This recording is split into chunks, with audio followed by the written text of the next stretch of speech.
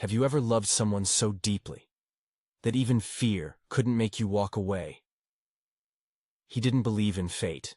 He didn't believe in ghosts. And he definitely didn't believe in monsters. But he believed in her. And that was his first mistake.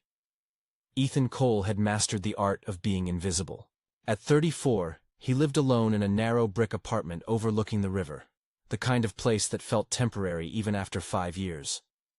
He worked remotely as a sound editor for indie films.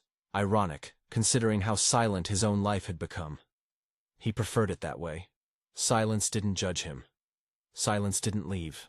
Most nights, he would walk along the waterfront after midnight, long after the restaurants closed and the city lights softened into something almost tender. It was the only time he felt like the world wasn't demanding something from him. That was the night he saw her. She was standing at the far edge of the pier, barefoot, the wind pulling at her dark dress as if trying to drag her back from the water. The river was restless that night, black and endless. She looked like she belonged to it. Ethan slowed his steps. She didn't move, didn't shiver, didn't seem to breathe. For a moment, he thought she might jump. "Hey!" he called out carefully. No response. He took another step closer. "You shouldn't be out here alone." That's when she turned. And when she did, something shifted. Her eyes were not the color he expected. Not brown, not blue, not green. They were dark. So dark, they seemed to swallow the reflection of the city lights. But they weren't empty. They were ancient. She studied him as if he were the one standing too close to the edge. "I'm not alone," she said softly. Her voice didn't match the wind. It didn't shake or break. It flowed, smooth and steady, almost musical. Ethan felt something tighten in his chest. "Then who's with you?" he asked. A faint smile touched her lips. "You are." He should have laughed. He should have left. Instead, he stepped closer. Her name was Lyra. At least that's what she told him. They met again the next night. And the next. As if neither of them needed to ask whether they would return. She never spoke about her past. When he asked where she lived, she would tilt her head slightly and say, "Not far." When he asked what she did for work, she would answer, "I observe." It should have sounded strange, but in the quiet of the pier, under the silver weight of the moon, it sounded poetic. She listened when he talked. Really listened. Ethan found himself telling her things he hadn't said out loud in years. About his failed engagement. About the way his father used to disappear for days when he was a child. About the hollow feeling that followed him like a second shadow. She never interrupted. Sometimes she would reach out and touch his wrist gently, as if grounding him. Her skin was cool. Not cold, just absent of warmth. He told himself it was the night air. Their connection deepened quickly. Too quickly. He began skipping work calls just to see her earlier. He stopped answering his sister's texts. His sleep schedule shifted entirely around the hours she appeared. Because she only came at night. He asked once if she wanted to get coffee during the day. She smiled softly. "I don't like the sun." "Why?" he teased. "It exposes too much." There was something in the way she said it that made him stop smiling. The first sign came 2 weeks after they met.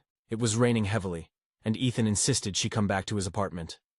She hesitated at the entrance of his building, not dramatically, not theatrically, but subtly, as if crossing the threshold required effort. Inside, she moved through his space with quiet curiosity. Her fingers brushed along the spines of books she never opened. She paused in front of mirrors, studying her reflection with faint confusion. "Do I look different to you?" she asked suddenly.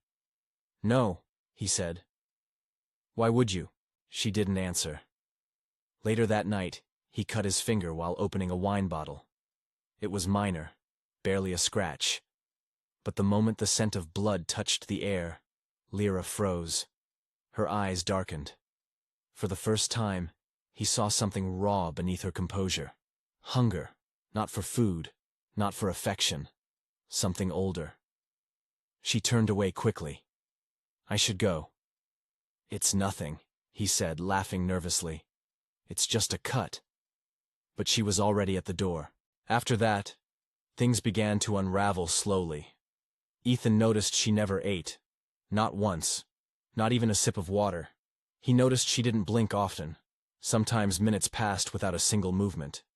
He noticed animals reacted strangely around her. Dogs would whimper and pull away.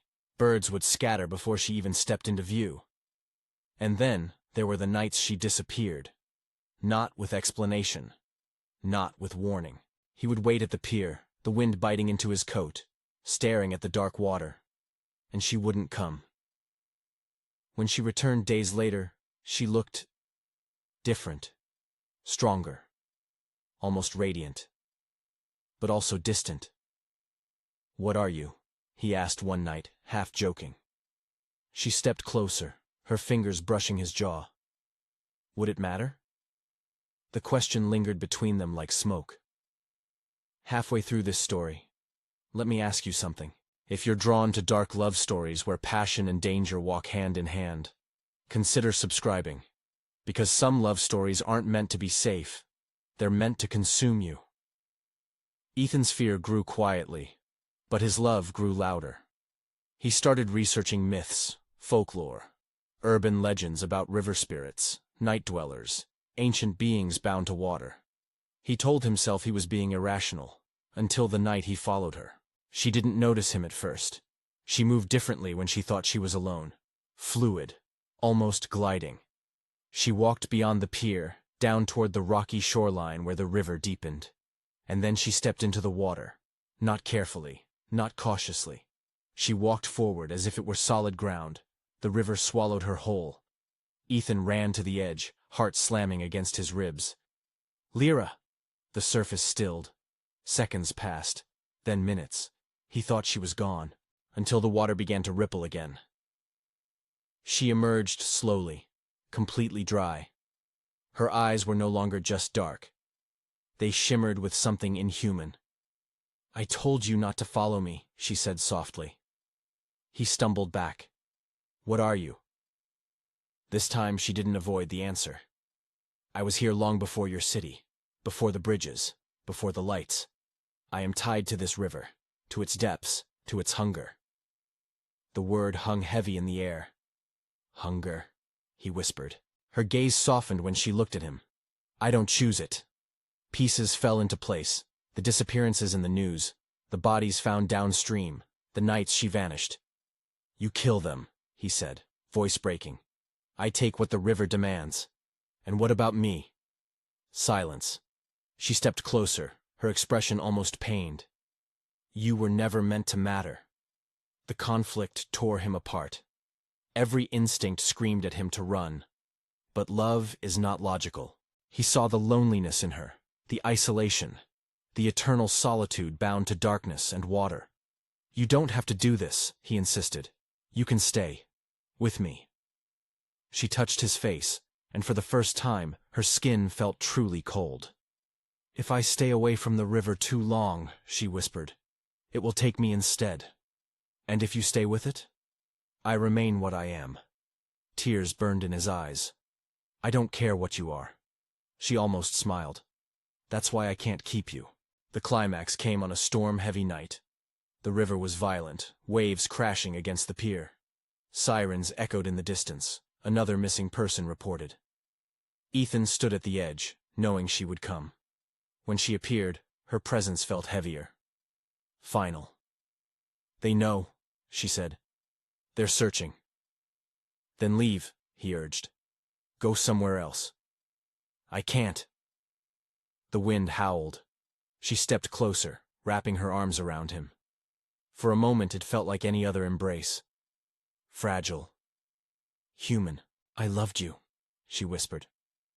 The past tense shattered him. Before he could respond, the river surged unnaturally high. Hands, shadows, something unseen rose from the water, wrapping around her ankles. She didn't fight. She looked at him with something like relief. "Live," she said. And then the river pulled her under. This time, she didn't come back.